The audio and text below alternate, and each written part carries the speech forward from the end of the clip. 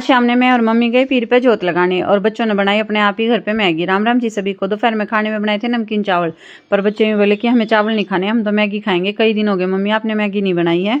उसके बाद दोनों लग गए बनाने के लिए। यूँ कह रहे मम्मी मैं अपने आप बना लूँगा, इसको आती है बनानी।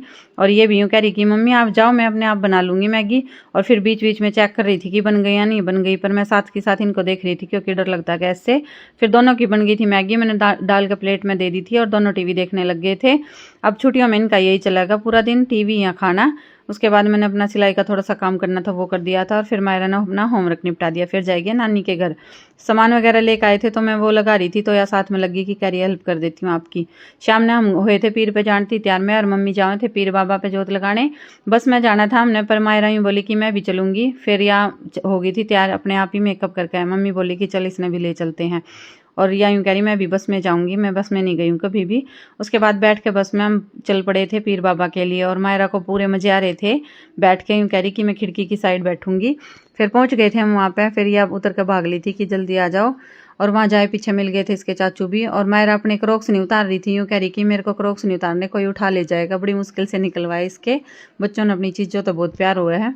उसके बाद हम जोत वगैरह लगाने चले गए थे। जोत तो नहीं लगती यहाँ पे, अगरबत्ती ही जलाई जावे। फिर माथा टेक लिया था, चादर वगैरह उड़ा दी थी। मायरा ने भी धोख लगा ली थी लेट के वहाँ पे। और यूँ कह रही कि मम्मी पीर बाबा दिखाई नहीं दे रहे हैं, कहाँ पे हैं पीर बाबा।